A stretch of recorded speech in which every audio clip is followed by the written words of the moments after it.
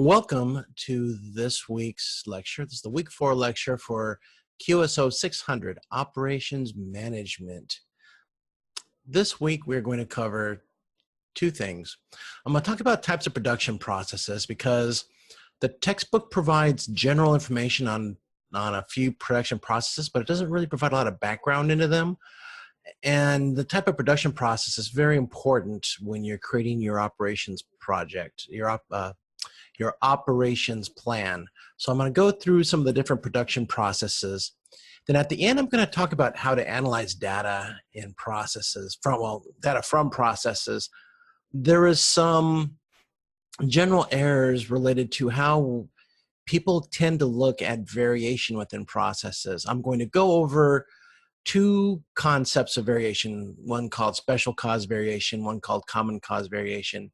I'm going to go over briefly a Shewhart or a control chart, which is used to track a process over time. Then I'm going to go over the data to help you understand how to identify data, what the data is trying to tell you, and how to do a corrective action. In many cases, I'd say most of the cases that I look where people are trying to improve a process using data, the wrong data is used. Well, the data is used correctly, but the wrong assumptions are made due to how the data is looked at. So hopefully this will help you with understanding how to analyze the data within a process. And although it may not apply very much to your project, hopefully going forward you may be able to use this if you're in some type of production operations setup where you have to monitor data. Of course, when we're in the class, please feel free to ask any questions if you have any questions about this, and I'll be more than happy to try to answer them for you.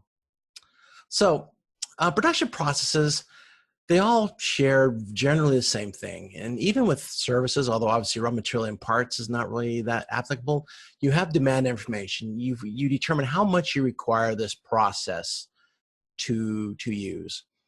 So the demand process information comes into the production system, says, okay, we need to build 17 widgets.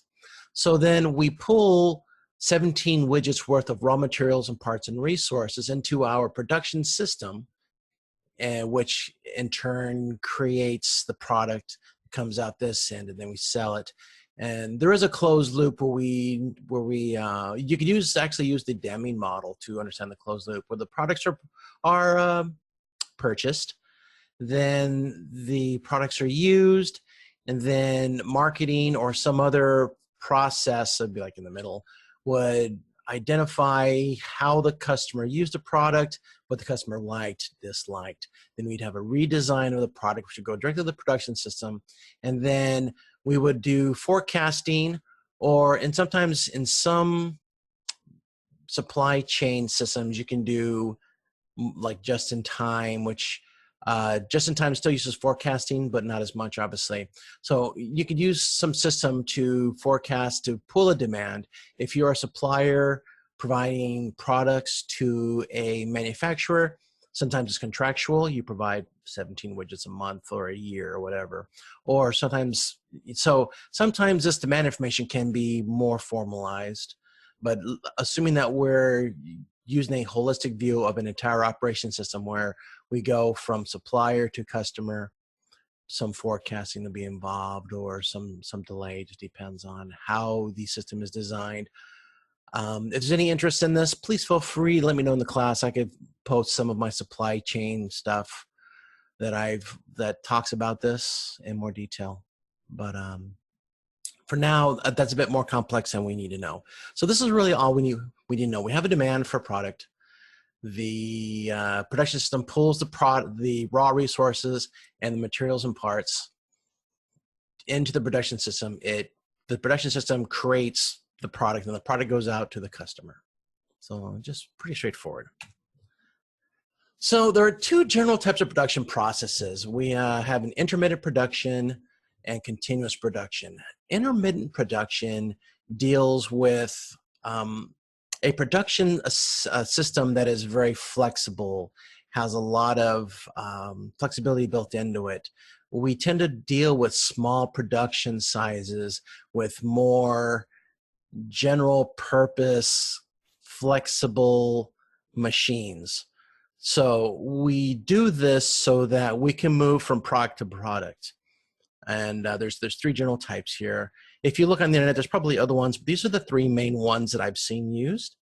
And these are the three main ones that I've seen in most of the materials that I've read. So project production, job production, and batch production. I'm going to go through these in more detail in a minute. So continuous production is it's more of a long-term production where we make, it's a mass production, the economies of scale type production processes that we use when we make, let's say if you're making radios, you make the same model of radio or telephone or smartphone or whatever, you make a whole bunch. And these production processes run for a long period of time and involve a lot of production. As a result, we use very specialized equipment. And sometimes we use specialized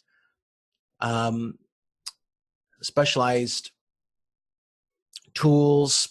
We use specialized labor sometimes. One of the problems with specialized parts and specialized labor, it reduces the flexibility of the process. So as a result, because we use very specialized tools, these are not very flexible. As a matter of fact, when we talk about process production, there's almost zero flexibility in this sort of production process. So when these things run, they run. And when you need to change it over to something else, it's very difficult to change over. And even if you want to change it such that you have a different, let's say if you want to make a car that has a different type of mirror or something like that, assuming that they use a mass production system, it's very hard to customize products on a mass production line or a process production line because of the way that we use very specialized equipment. You'd almost have to use a specialized piece of equipment to attach onto it in order to do what you need to do to make that customized product. So as a result, obviously, these are used for very long runs. Like, for instance, cars are built on a yearly model for this reason, because when they start a yearly model, they make the same car forever, for over and over and over again until the next yearly design comes up. So they can customize the production for 1 year. They run it all for a year, then all of a sudden, before they're finished, they start to design the next car. They bring in more specialized equipment or they modify it as required. Now, true, some auto manufacturers use some of the intermittent production models. I'm going to go talk about these in a minute. So just for continuous production, just realize that these are generally involved with very long production runs of the same product and are very inflexible. So intermittent production is a flexible design with design elements that can be quickly changed. One of the great things about intermittent production is that we can actually modify the production process relatively quickly based upon what we need. Of course, it depends on the type of intermittent production process we use, but all of them deal with providing a lot of variety and a lot of customization for the product runs. So obviously, intermittent production provides the ability for high production per variety. So if the customer, if you get a customer that requires a variation of a certain product, it's much easier using intermittent production. Like for instance, in defense, sometimes we'll do that. Obviously not the aircraft manufacturers like Boeing don't, with some limitations, they don't make different variations of their fighters, but the companies that create boxes for the airplanes, they can create different variations for different customers, for like foreign customers, domestic customers, Air Force versus the Navy, or Delta versus American Airlines. So intermittent production allows you to do this, to have very high product variety so that you could customize these orders more easily. We also use flexible machines and equipment used over multiple processes because this allows us to change the production process quickly. So in the example that I mentioned earlier, where you have like a 1 year production run, you may build one type of product for half a day, then run another product for 3 days, and go back and forth, depending on how flexible you design into it. A lot of the lean production processes use this, where you can actually create flexible machines and equipment that we can use over multiple processes, and the machines can be used for more than one process. Some of the modular design concepts, especially ones that are used with robust design, involve creating modular machines that we could plug in and out constantly in order to provide more modularity of our designs. This is similar to the postponement processes that we use in supply chain. I'm gonna try to post something on this in the classroom on postponement strategy. If you have any questions, feel free to either look on the internet or post something in class, and I'll be happy to go over postponement strategy. But basically, postponement strategy allows, basically says you create modular production up to a point so that you can add the variety later in the process in order to reduce the variation in your processes and provide customers with a lot of variety. So you have intermittent production. Because we're flexible, we don't have to run giant production runs of all the same thing. We can actually run short, long, medium, depending upon the type of intermittent production that we use. And the production volumes tend to be smaller and more specific to customer requirements than the large mass assembly ones. Henry Ford's famous saying, "You can have any car as long as it is black." Well, that's a true saying for mass production, the continuous production processes. If you want to specialize in creating very tailorized cars, you want to go with an intermittent production. Now, intermittent production tends to cost more upfront because you have more changeovers, and also because you do have to have customized parts sometimes coming in to meet various customer requirements. So there is higher cost in the front end for intermittent production. But if you are trying to get into a market where you're trying to provide a lot of variety, sometimes that higher cost is acceptable. And also because you have smaller lots. And this is something that I cover in my supply chain class. Because you have smaller lots, sometimes it's a better idea to make more shipments of smaller lots, because this allows you to reduce the amount of inventory in the system.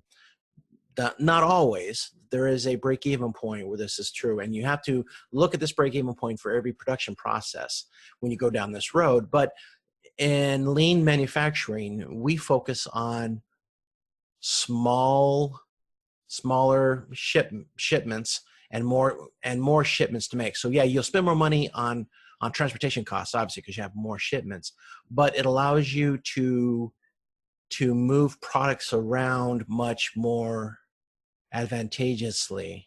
Instead of saying, I'm going to put 100 units over here and hopefully I'll sell them within a certain amount of time. It allows you to move product more frequently to address demand. So intermittent production advantages. Obviously, useful for low volume production. If you need to make a lot of the same thing, this may not be for you. You may want to stick with continuous. But if you want to make a lot of low volume production, or if you have a high volume production with a lot of product variety, you may want to look into intermittent production. There are some hybrid production processes that use both intermittent and continuous that I have seen.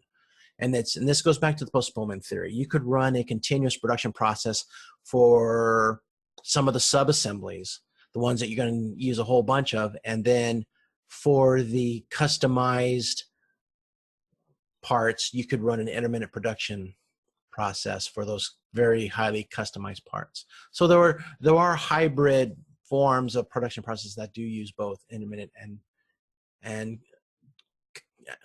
continuous. Sorry about that. So continuous production basically is the opposite in many ways. Once again, we focus on a large number of products. We mass produce a whole bunch. This is where the mass production, the economies of scale comes in. Economies of scale comes in because your setup costs, your fixed costs and stuff are set over a larger number of product, and you have fewer shipments, everything else. Obviously, you may have to have a lot of warehouse space to hold a lot of this inventory for you to make all these products. But in many cases, if the warehouse space is cheap, that's fine. I posted in like week 1 or week 2 about Tichy Ono and why just-in-time was used. One of the advantages of just-in-time is you don't need a lot of warehouse space. Japanese don't have a lot of space to put warehouses. So that worked great for them. In America, warehouse space is a lot cheaper. So mass production lent itself much easier to the American manufacturing strategies. So production runs are typically over a long period of time. You do that for economies of scale. And also changeover takes a long period of time because once again, we use specialized special purpose machinery with specific sequencing designs. So to make a changeover, you have to change over much more of the machinery than you would if you had an intermittent process where you have modular parts within a machine that you can pull out and put back in. So once again, that's one of the advantages of continuous production though. We have fewer changeovers because we make the same thing over and over again, okay? So, so the specialization, once again, reduces the flexibility of the production process, which as a result costs a lot. It takes a lot of time to modify. So, and production is designed as an assembly line. In a minute, I'm going to talk about a difference between an assembly line and a flow line.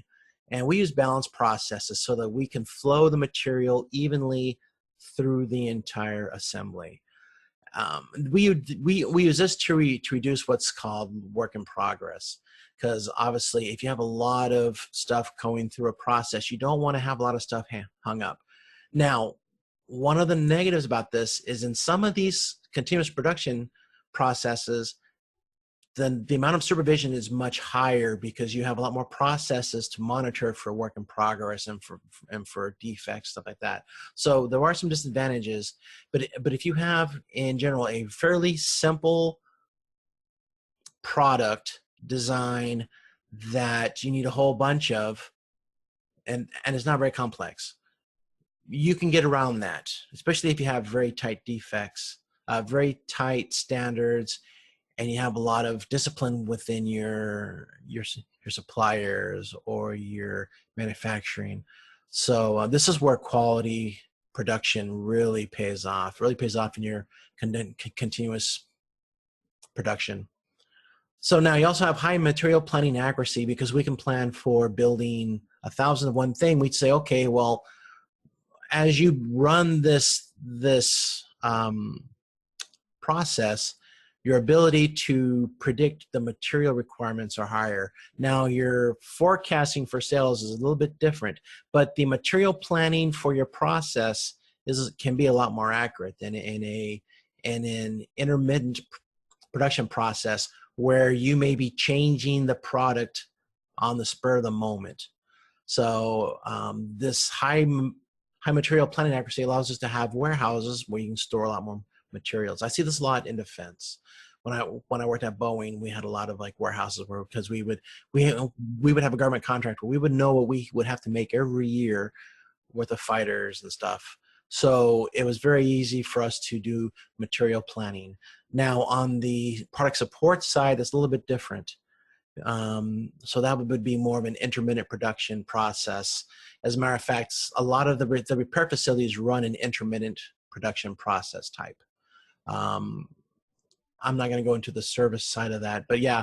So you can make a product with a continuous production process and then have a repair facility using intermittent production because you have a lot of variability in the repairs. So you want a lot of flexibility in your repair system.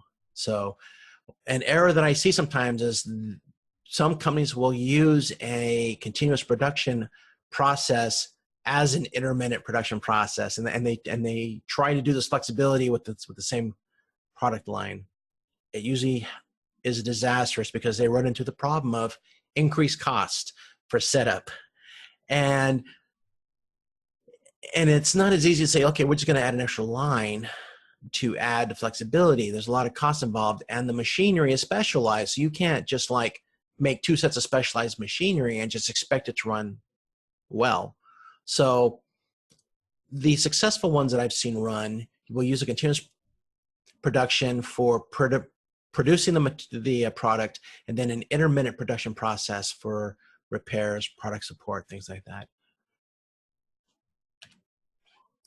Now, project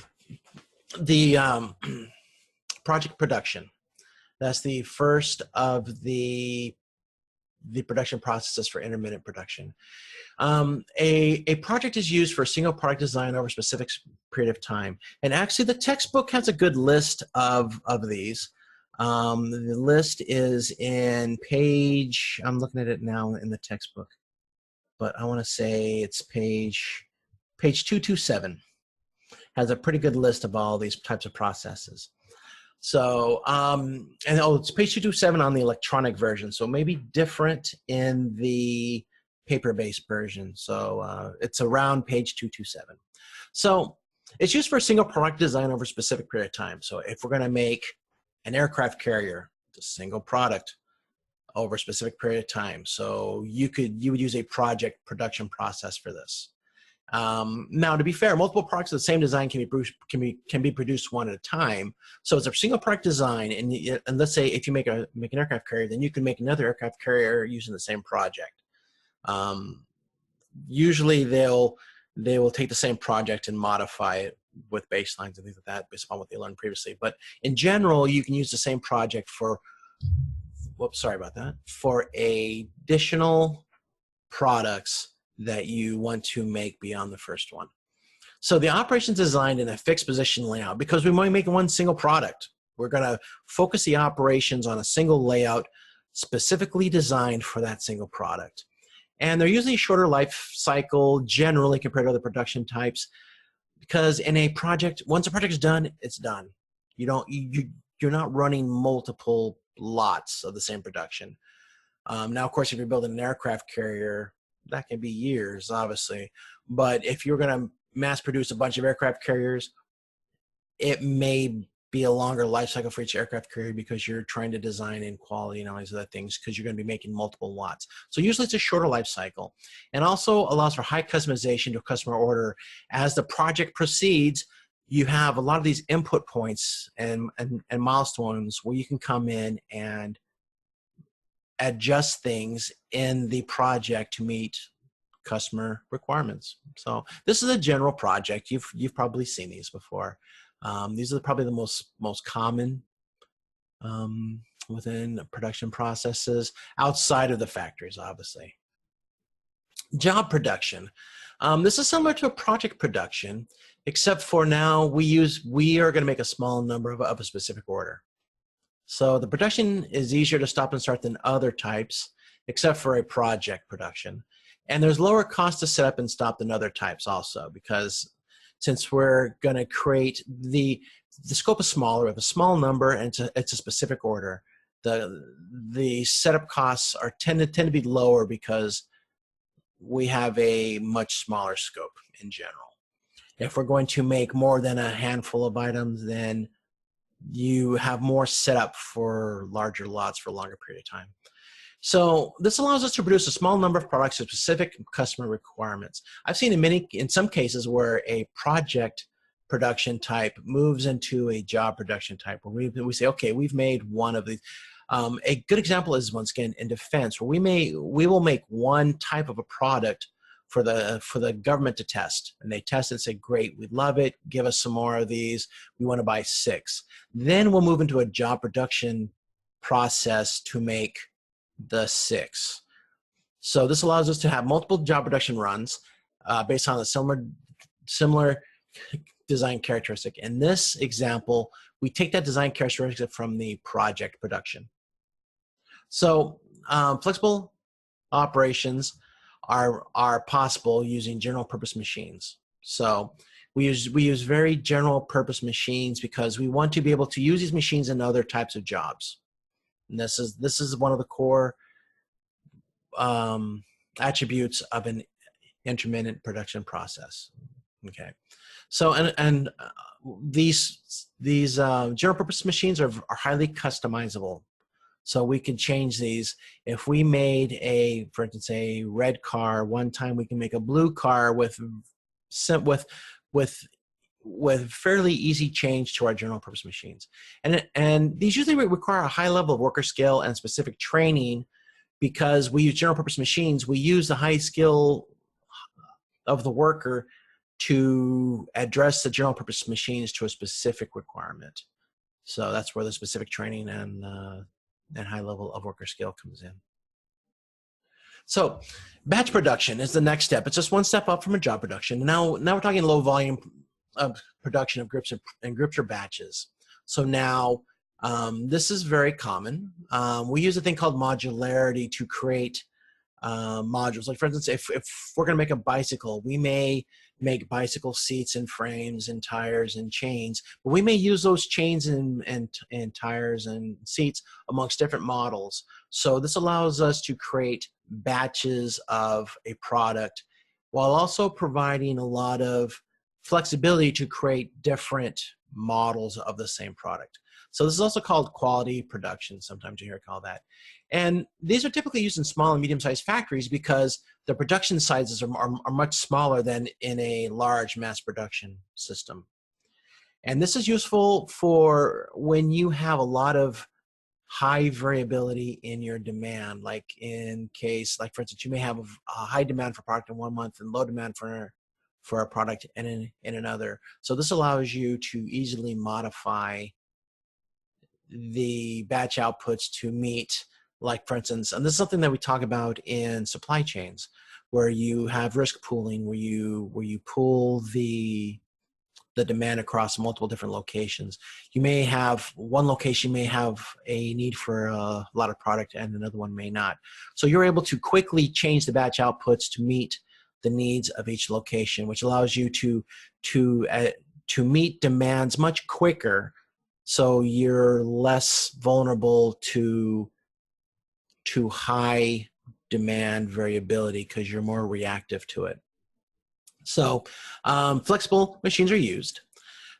Unfortunately, when we use general purpose flexible machines, you do have a risk of, like for instance, if you have a mass production system and one of your specialized machines break down, it's very hard to just pull another specialized machine from another line. Flexible machines are much nicer because they're more general purpose. You have more flexibility in pulling a machine from another line, modifying it for that specific line using modularity, and then continuing your production run. So it requires less capital and skilled labor than other types of production because as compared to the two other types, the project and the job production, we make more products, so we have less changeover, and therefore we have less capital because we can spread the capital over more products. So generally, that's how this works. It requires less capital and skilled labor than other types of production. Even within like the mass production types, you don't need to have a large setup for this because you're only going to run a handful. Obviously, if you're going to run a lot of product, you may want to go ahead and go with a more continuous style production process. So examples of batch production can be like a bakery and print shops where demand for a large product line can fluctuate between products. Also allows you to make, if you want to make like croissants over bread, you can move back and forth based upon customers' big orders. You may have a restaurant that needs a bunch of croissants. You can make those more flexibly without having to change the entire bakery to just make croissants. So now we're going to talk about continuous production processes. Once again, these are the processes that are used by making, they're created using specialized machinery to make very long production runs that are very hard to customize. So mass production, also called flow production or repetitive production. We use things called assembly lines and flow lines. So flow lines are used to describe how product flows from one work center to another. Sometimes you'll see things like value stream maps to show how the products flow through a giant production process. And assembly lines are used to describe how the production processes, how the various machines within a production process is arranged. So These are used for producing a large number of a standard product, a very standardized product with very little customization possible. So once again, we make a whole bunch of Model Ts, and they're all black. There's not much differentiation there in the product, and allows us for continuous flow of materials using special purpose machines. And then once again, we use specialized machines, which as a result reduces the flexibility of your processes. Because you don't have the capability of quickly changing them over. So changeover takes a lot more time and is a lot more costly than with the other machines. But once again, in a mass production, we're usually talking about economies of scale production. So you're going to, you may want the special purpose machinery because usually the machinery costs are lower when they're more specialized because it's just easier to design them. Although that is changing, I have seen some companies who are able to make modular machines with certain design features in it to kind of go away from that. But overall, you can make a special purpose machine to run 10,000 units, and it just runs 10,000 units until you have to do maintenance on it.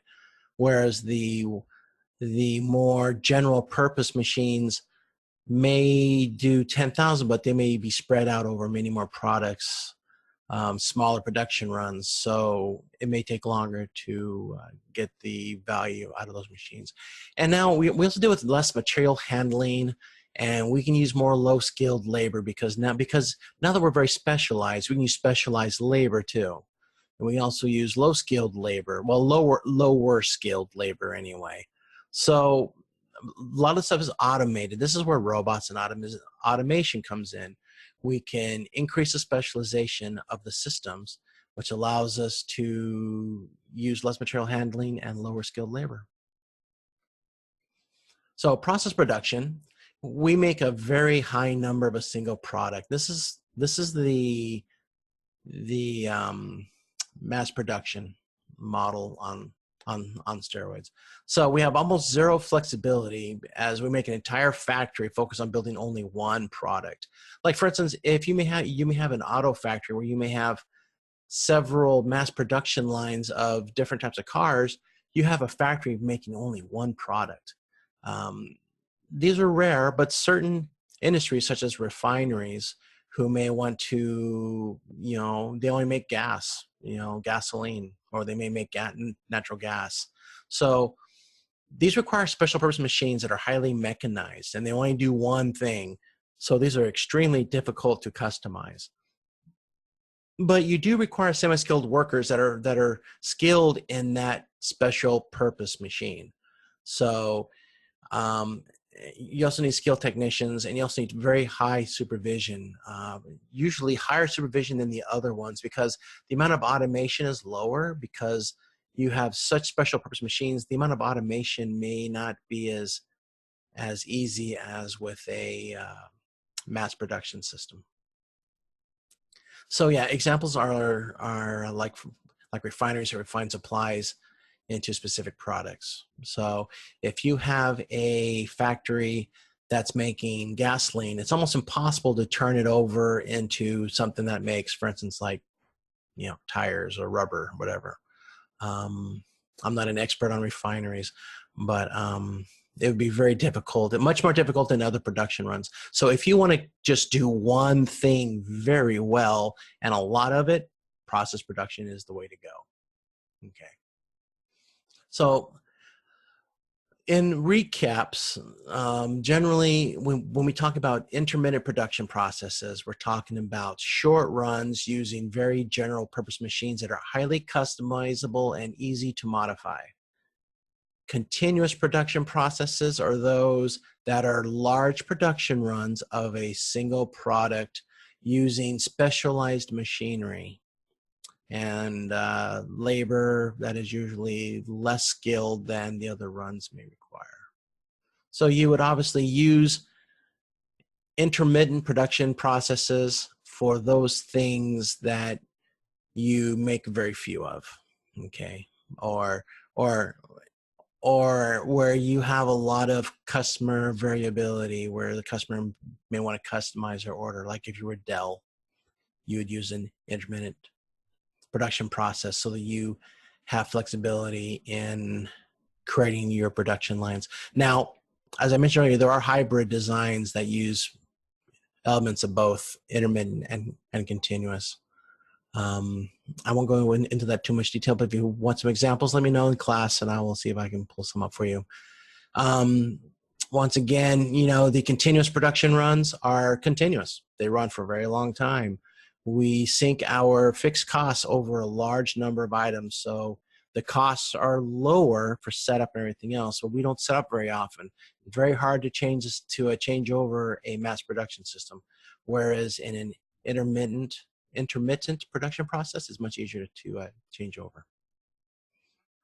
Now, analyzing data and processes. I just want to cover this quickly because I've seen instances, and I've seen a couple comments in the class where there's some confusion over how to understand the variation that the data is telling somebody.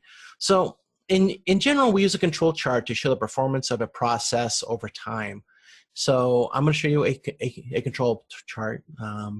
So we would run a batch of a product, and we would map it over a control chart, and we would have on that chart, you would have specification limits, which basically is the tolerance.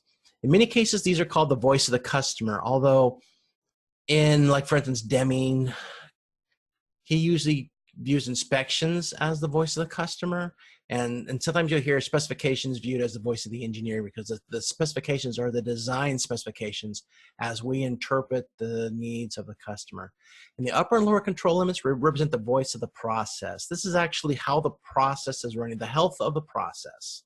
So this is very important because we're going to talk about different types of variation, and in many cases I've seen where specifications are used as control limits, and that is extremely dangerous because you ignore the health of the process, which basically the health of the system, in determining where this variation is coming from. So as I mentioned here, specifications cannot be used for control limits, and control limits cannot be used for specification limits because they each tell you different information. So if you use control limits as specification limits, you basically are ignoring the design of the system. Okay, you are in general ignoring the intent of the system. Now, specifications, if you use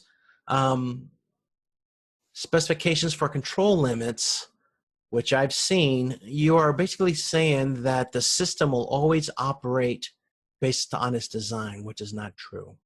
It's not true at all, actually. It could, but without measuring the amount of standard deviation in your processes, you stand the risk of applying a fix to a problem that could possibly make the problem worse. So here's a control chart. I just made a general control chart. We have an average of 61.67, standard deviation of 11.27. So to calculate your control limits, you basically go 3 sigma from the mean. So you multiply your standard deviation 11.27 by 3, and you basically add and subtract it from the mean to give you your upper and lower control limits. And in this case, we have a tolerance of 60 plus or minus 15. Those are your specification limits. So we have 75 to 45 is the window that it fits in there. So if we were to look at this chart, we would immediately see that the upper and lower control limits are way above your specification limits. So that tells me generally that the system has really got a lot of variation in it. In general, the tighter the band between the upper and lower control limits, the less variation is in your process. This shows me that there's a lot of variation in the system itself. So why do we care about the variation in the system? Well, the variation in the system, there are 2 types of variation that we need to worry about. And the way that we view this chart is very important in understanding the type of variation and the fix that is required to make the variation go away. Once again, if you confuse these two types of variation, you could potentially make this worse. Okay. Once again, I've seen managers use the specification limits as control limits, which if you were to do it in this example, you would be thinking that the process has a lot less variation than it actually does. Okay. A lot of people also use the mean as the health of the process, which is also dangerous because because it's just an average. If you do a average of 1 and 100, the average is 50. Is that so? If your tolerance is 50, you'd be saying, okay, yeah, the system's working great because the average is 50. But you have 1 in 100. There's so much variation in that system. The mean does nothing to tell you the amount of variation that's in the system. Only we're the average. And in general, half the data will apply. Roughly half will be above the mean. Roughly half will be below the mean. Not always, but in general. So when you hear about half of the students scored under the average on tests, that shouldn't be too much of a surprise. So we have two types of variation that we want to talk about. First one is common cause variation, which is variation that's caused by the system itself. It's common to everything inside that system. So if we have common cause variation, in order to reduce the variation caused by common cause variation, we need to change elements of the process common to all points of data. If it's all using the same machine, the same processes, same materials. In theory, I guess if the same person's doing the entire batch, you got to look at that. Hopefully your control chart will have some variability within the elements inside it that break up kind of like different materials or different different operators. But generally, common cause variation is very simple. If it falls inside the upper control limit or lower control limit, the variation is common to everything in that system. Okay, which is very important. I'm going to show you a chart in a minute that kind of drills that home. So special cause variation is a variation attributed to the data point itself. And basically when we have a special cause variation, it requires examination of elements relevant to the specific data point to determine areas for possible improvement. This is where, generally we look at the person. Oh, this person's got a bit of an error, so we're going to look directly at him. And this signifies if the data point falls outside of the upper control limit or the lower control limit. Notice that we do not worry about the specification limits when we talk about the type of variation, because it's just two arbitrary marks on a chart. If the variation falls outside the specification limits, fine, that's important. No, but it doesn't really tell us the type of variation that we see, and it also doesn't tell us how much variation is within this process. So specification limits I tend to almost not ignore because they are important, but when I'm looking for variation, I tend to just focus on the control limits, to be honest with you. So yeah, when we have upper control limits and lower control limits outside the specification limits, it denotes a problem with the system itself, not the individual data points. Basically, to improve the system, we need to improve the process, we need to improve the system itself, and not focus on the individual points outside of a certain tolerance area, which is very important, because you may fix one point on your control chart and ignore the rest of the system, and you can actually make the problem worse. So here's the same control chart. Once upon a time, Deming looked at variation across all types of processes, and he theorized that up to 80% of all variation can be common cause variation. Yet we treat a lot of the common cause variation as special cause variation, which basically you're not addressing the system. You're applying a one spot fix on something that is systemic. Like for instance, if in this place here, I'm going to turn on the laser pointer here. In this case here, if this person is a little bit outside of the specification limit. If you were to adjust, look at this person's performance, you may get a little bit of improvement, but you're not going to fix the system, because it's not the individual himself that's causing, that is the main source of variation. It's the system that is creating it, because we can see here your control limits are way outside of the mean. So that tells me that you have no control over the system. So any errors created by workers within these two bands is mostly attributable to the system itself and not the individual. It's not to say that you will have some success if you focus on the individual. It would be short term, because eventually what will happen, then this person may game the system to make his data look better, to avoid from being ostracized. But if you just focus on this worker, you may have a little bit of influence on the system only in the parts that this person is common to everything else in the system, which is very little.